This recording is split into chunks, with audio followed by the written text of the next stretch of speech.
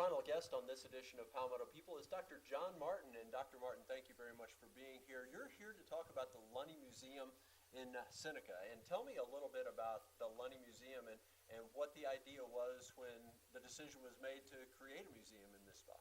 The actual property has been a museum for 40 years after the death of Mrs. Lunney. It's had 3 stewardships. And when the city bought it last year, it was decided that we would return the house to its original building condition, which was 1909. And to create any misnomer, it is an actual American Queen Anne style bungalow. See, I had heard that the building was of Victorian bungalow style. I don't even know if that is a style, but that's what I'd heard somewhere. No, it's been called a Californian, whatever, but the actual is Queen Anne, American style bungalow. But its architect was Charles Christian Hook. He did the Belks Mansion in Charlotte. I did ask the great nephew, who I've become friends with, he lives up in Richmond, Virginia, how is it that Mrs. Lunney was able to sit, despite money and position, to get Charles Christian Hook? He says it's quite simple. Her brother was his attorney. Mm-hmm. So you see there's always a story. Good to have connection. That's right. Now, how typical was this style house in this community at that time? This was the great transition. The street that we're talking about is called Silkstocking Hill because there were several Victorian mansions. Right across the street is the Genelette Mansion, a huge place, and it shows the real picture of a Victorian house. You come across the street and you stepped into the New South. The Lunneys built this bungalow and it was quite opposite, but it presented a new style in architecture, a new style of living. Still formal, but a little less regulated. Did anybody look down upon it at the time? I mean, all these people in their Victorian homes? You see, it's like any small town society of that period at the time. Behind the closed doors, they may have talked about it, but they all lived on the same street, so they all remained friends. Now, the transition, why did that occur? Why were people moving from the Victorian-style houses into something different at that time? Our society here in the United States was changing. All the houses there had a tremendous amount of staff. You were moving into an area where more was being done in the household, either by the residents themselves or smaller staff. And this begins to see an emergence of a new society, and that's why we call it the New South. Is that part of the reason that you really wanted to create a museum in this house, because it does represent that transition and a move towards a new lifestyle for the people who lived at that time? Yes.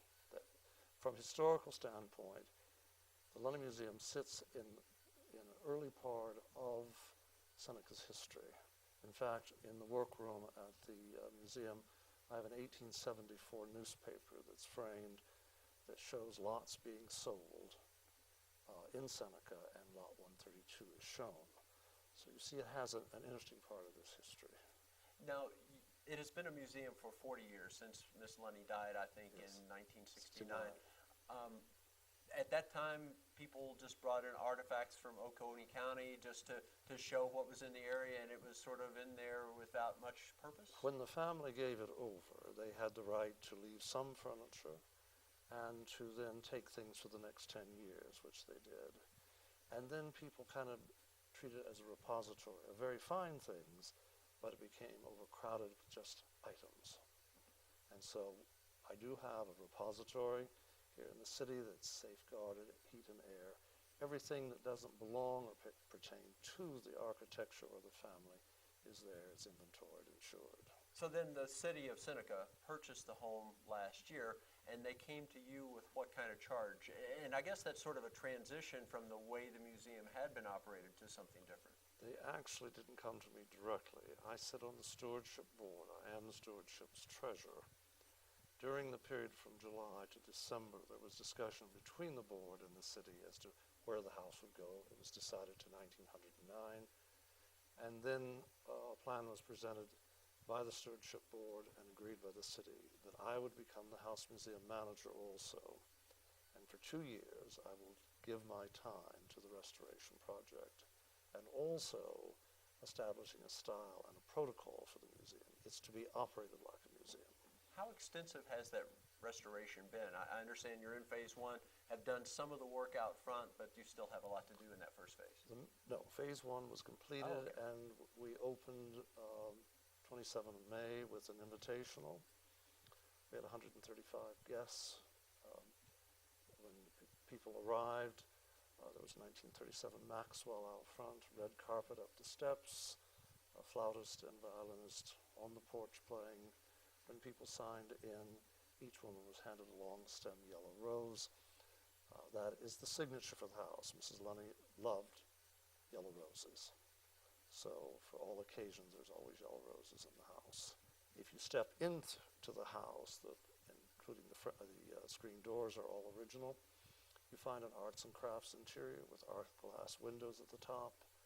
We did find the original chandeliers for the library, living room, and dining room. They were up in the attic. They're 100 years old. They've been rewired and they're in place. All painted surfaces in the house have been returned to natural wood, which is a slow growth longleaf pine, and the mantels are quarter sawn oak.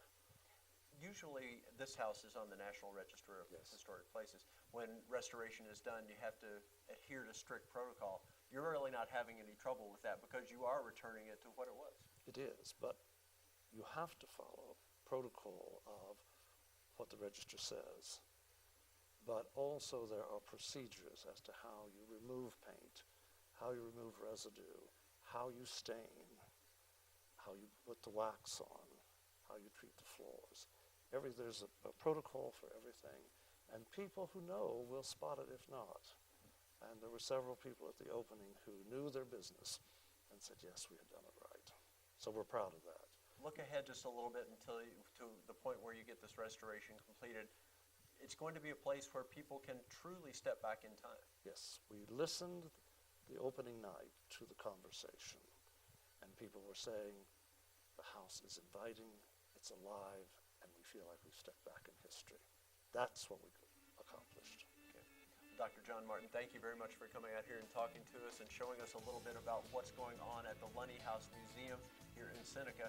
We invite everybody around the state to make the trip to Oconee County and take a look for themselves. We'll be happy to see them.